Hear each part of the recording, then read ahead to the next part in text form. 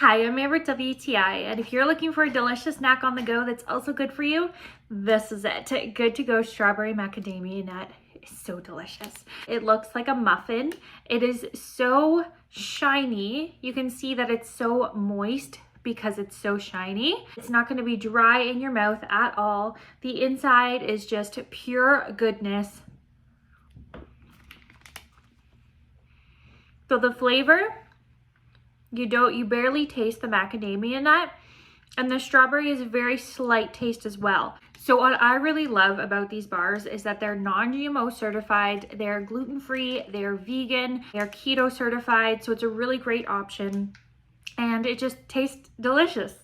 This also has 5 grams of protein, so it is a really, really great option for on the go to make sure that you have just a little bit of snack to tide you over.